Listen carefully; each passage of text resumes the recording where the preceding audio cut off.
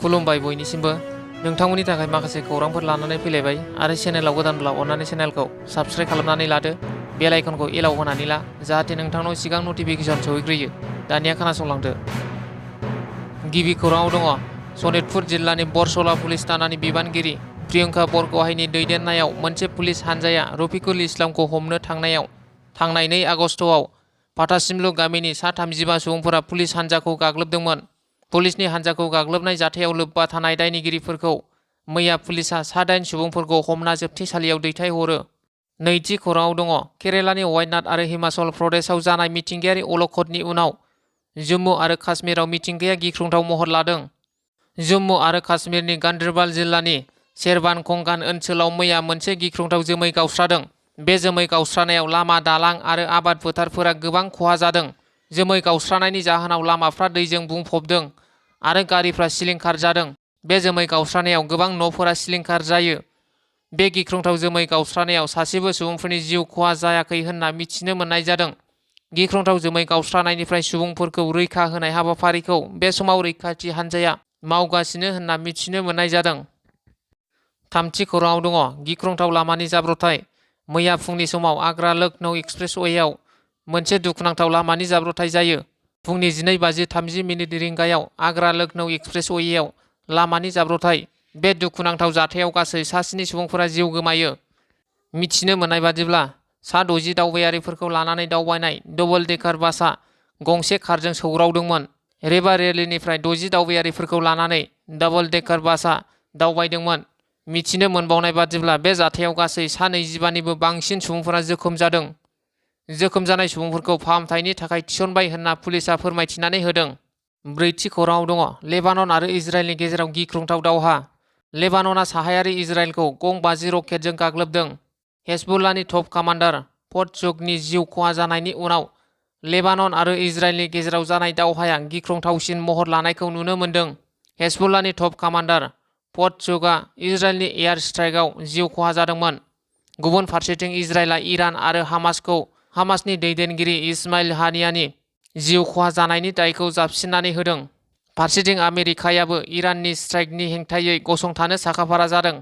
बाथि खौराङाव दङ बिटिसि बिसायख'थिनि बिजेपिनि मावथिफोरा दिनैनिफ्रायनो खामानि मावनो जागायदो। थांनाय बिटिसि बिसायख'थियाव बिजेपिया हारसिं गेलेदोंमोन। बे बारावबो हारसिंनो गेलेगोन होनना गिबि मन्थ्रिया बुंदों। गोबां साननिफ्रायनो सोलिबोनाय अबर'नि राजखान्थिनि जारिमिनखौ जों सोलायनो हाबाय। बिजेपि नङाब्ला क'क्राझार लकसभा बियाबाव इउपिपिएलआ देरहानो हानाय नङामोन। बिटिसि बिसायख'थिनि थाखाय बिजेपिनि मावथिफोरा थियारि जानांसिगौ होनना रायजोनि गिबि मन्थ्रि डक्टर हिमन्त बिश्व शर्माया बुंथिदों। द'थि खौराङाव दङ फिन आरोबाव रेलगारियाव गिख्रंथाव अर खामनाय जाथाय। बे गिख्रंथाव अर खामनाय जाथाया मैया फुंनि 10 रिंगासोआव जादोंमोन। छत्तीसगढ़नि खरबानिफ्राय विशाखापत्तनम सौहैनाय खरबा एक्सप्रेस 18517 ट्रेननि दाब्बायाव गिख्रंथाव अर खामो। मिथिनाय बादिब्ला बे ट्रेना खरबानिफ्राय तिरुमारीसिम खारगौमोन। ट्रेनाव अर खामनायाव गंथाम एसि दाब्बाया आबुङै खामजोबदों होनना मिथिनो मोननाय जादों। जाब्रबथायाव दासिम रावनिबो जिउ खहा जानायनि खौरां मोननाय जायाखै। बे जाब्रबथायखौ सर्ट सार्किटनि जाहोनाव जादों होनना रेलवेनि मावख'गिरिफोरा बुंथिदों। स्निथि खौराङाव दङ बिजेपिआव जयेन जाखांनायनि उनाव फिन इउपिपिएलआव जयेन जाफिनदों। 9 नं बनरगाव बियाबनि सानै बिदा-फंबाय आरो लोगोसे मोनसे समनि बनरगाव ब्लक बिपिएफनि बारग' आफादगिरिया गावसोरखौनो बिपिएफ दोलोनि दैदेनगिरि होननानै इउपिपिएल दोलोआव जगदान जादों। नाथाय थांनाय 8 दानसोनि सिगांनो बिथां कर्ण खाख्लारिया एमसिएलए राजिब ब्रह्मजों बिजेपिआव जगदान जाखानायसो होनना अजद थिखांदों। 9 नं बनरगाव बियाबनि इनचार्ज जुबिराज बसुमतारिया खौरांनि गेजेरजों रोखायै फोरमायथिनानै होदों। 8थि खौराङाव दङ बरमानि खालाजानाव मैया बिटिआरनि गाहाय खुंगिरि प्रमद बर'नि नुजाथिनायाव मुंख्लं सुजित नार्जारि अडिट'रियाम हल लुनो थाखाय अन्थाइ खाम्फा गायसनदों। 9थि खौराङाव दङ बांलादेश सरकारनि हेंथायै फिन सोमावसारनायाव 32 सुबुंनि जिउ खहा। फरायसाफोरा बांलादेश सरकारनि हेंथायै फिन सोमावसारदों। दाङाबाजि जानायाव खमैबो 32 सुबुंफोरा जिउ खहा जादों। सोमावसारगिरिफोरा शेख हसिनानि सरकारखौ थाबैनो बिबान एंगारनो दाबि खालामदों। सरकारा थि नङै समसिम हादर नाङै कारफिउ फोसावदों। 10थि खौराङाव दङ बङाइगाव जिल्लानि बङाइगाव पुलिस थानानि सिङाव थानाय कथ'आमारि गामिनि माधव बर्मननि फिसाज्ला बिक्रम कच एबा बिजित नारायण कचखौ केएलअ हानजानिफ्राय होखारबाय। सोनाब बेंगलनि एसटिएफ गाहाय सुदीप भट्टाचार्यजों इसिङारि सोमोन्दो लाखिनानै केएलअनि दैदेनगिरिफोरखौ बुथारनाय सोलो खालामनायनि दायआव बिजित नारायण घोषखौ होखारो होननानै खौरां बिबुंसारनि गेजेरजों मिथिनो मोननाय जादों। 17थि खौराङाव दङ पानेरि बियाबाव बेरामजों भुगिनांनाय माखासे सुबुंफोरनो गिबि मन्थ्रिनि रिलिफ फान्डनिफ्राय राङारि अनसुंथाइनि चेक गथायो आसाम आयेन आफादनि बुंथिगिरि बिस्वजित दैमारिया। 12थि खौराङाव दङ क'क्राझार जेडि रडआव थानाय डमिन'जनि मेनेजार प्रितम दे रयनि हेंथायै क'क्राझार पुलिस थानायाव एफआइआर होबाय। मख'नो गोनांदि डमिन'जनि मेनेजार प्रितम दे रयआ ट्राइबेल हारिनि हेंथायै सोंखारिथाव सोदोब बाहायदोंमोन। 13थि खौराङाव दङ बड'लेण्ड डिजिटेल जार्नालिस्ट एस'सिएशननि जानो गोनां बोसोरारि जथुम्मानि बानजाय आफादखौ दाफुंबाय। मैया चिरां जिल्लानि बिभा भबननि हलाव बड'लेण्ड डिजिटेल जार्नालिस्ट एस'सिएशननि जानो गोनां बोसोरारि जथुम्मानि बानजाय आफादखौ मिरु बड'लेण्ड डिजिटेल जार्नालिस्ट एस'सिएशननि लेङाइ आफादगिरि मैखोम बसुमतारी, गाहाय नेहाथारि राकेश रामसियारि आरो सोद्रोमा सोमदोन बसुमतारीनि नुजाथिनायाव दाफुंना लायो। मासिगिरि महरै केनेडी बसुमतारी आरो गाहाय लेंथुमगिरि महरै लिबियन बसुमतारीखौ बिबान होनाय जायो। 14थि खौराङाव दङ इउपिपिएल दोलोनि 9थि जोनोम सानजों लोब्बा लाखिनानै रायजो राजाफोरनिसिम गोजोन हामलायथिजों लोगोसे एमएलए जिरन बसुमतारीनि खेंफोरथि। चिरांनि बेंटलाव दिनै 5 आगस्टखालि इउपिपिएल दोलोनि 9थि गायसनथाइ सानखौ फालिनो लाहार फाहार खालामदों। इउपिपिएल दोलोनि 9थि गायसनथाइ सानखौ लोब्बा लाखिनानै गासैबो रायजो राजाफोरनिसिम गोजोन हामलायथि बावहरदों। गसाइगाव बिधान सभा बियाबनि एमएलए जिरन बसुमतारी बिथाङा हामलायथि बावहरनायजों लोगोसे इउपिपिएल दोलोनि सायाव माखासे बेसेन गोसा खेंफोरथि होदों। 15थि खौराङाव दङ डिमाकुसि प्रेस क्लाबआ 9थि गायसनथाइ सान फालिदों। उदालगुरि जिल्लानि सिङाव थानाय भारत भुटान सिमना ओनसोलनि डिमाकुसि प्रेस क्लाबआ मैया सानसेनि मेहेरगोनां हाबाफारिजों 9थि जोनोम सान आरो बरायनाय हाबाफारि खुंदों। डिमाकुसि प्रेस क्लाबनि आफादगिरि रबिराम बर'आ मासि सामलायनाय गेवलां मेलाव आसाम आयेन आफादनि बुंथिगिरि बिस्वजित दैमारिया बेखेवगिरि आलासि महरै बाहागो लादों।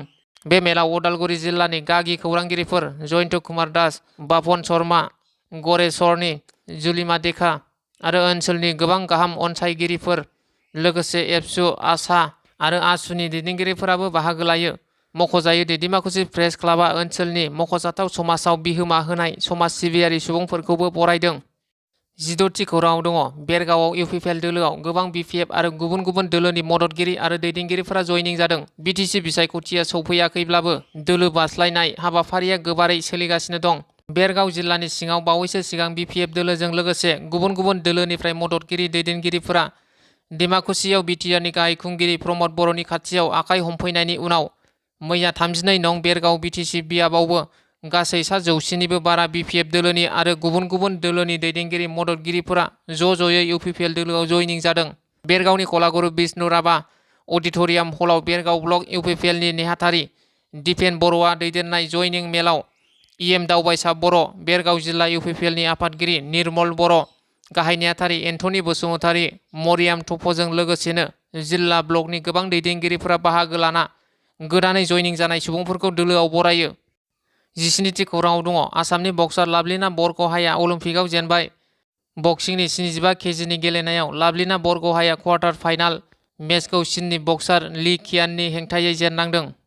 18थि खौराङाव दङ चिरांनि बेंटल जांख्रिखां फोथाराव दिनै इउपिपिएलनि 9थि गायसनथाइ सान फालिनायनि हारिमु मोनाबिलियाव जाखांफुनाय फावखुंग्रि लीना बसुमतारी आरो मनिषा मुसाहारि बिथांमोना बाहागो लागोन। बयनिसिमबो खुलुमनायखौ जासिहरग्रोनाय थाबाय। गाबोनहाय 5 आगस्ट इउपिपिएलनि 9थि फाउन्डेसन डे, बिनिनो मोनानि हारिमु आयदायावहाय आंखौबो पारफरमेन्स खालामनो लिंहरदों आरो आंजों लोगोसे गोबां आर्टिस्टफोरबो दङ। जायगाया जाहैबाय बेंटल जांख्रिखां फोथार। नोंथांमोनखौ गासिखौबो लोगो मोनगोन होननानै आंनि गोसो गोरबोनिफ्राय मिजिंथिनाय थाबाय। गोजोन्थों। आं मनिषा मुसाहारि। गिबियावनो बयनिसिमबो आंनि गोसो गोरबोनिफ्राय खुलुमनायखौ बावहरग्रोनाय थाबाय। आं नोंथांमोननो दिनै मोनसे बाथ्रा फोसावनो आखायाव लादों। बेनो जाहैबाय गाबोन 5 आगस्ट बेवहाय 9थि इउपिपिएल फाउन्डेसन डे सेलिब्रेसनाव मोनानि हारिमु आयदायावहाय आङो पारफरमेन्स खालामनो थांगासिनो दङ। बेवहाय आंजों लोगोसे गोबां आर्टिस्टफोर फैगोन। बेवहाय नोंथांमोनखौबो बयखौबो लैहोर लैहोर फैनानै बे प्रग्रामखौ जाफुंसार खालामफैयो एबा जोंखौ सापर्ट खालामफैयो, आङो बेखौनो मिजिंथिबाय। जायगाया जाहैबाय बेंटल जांख्रिखां फोथार। गोजोन्थों।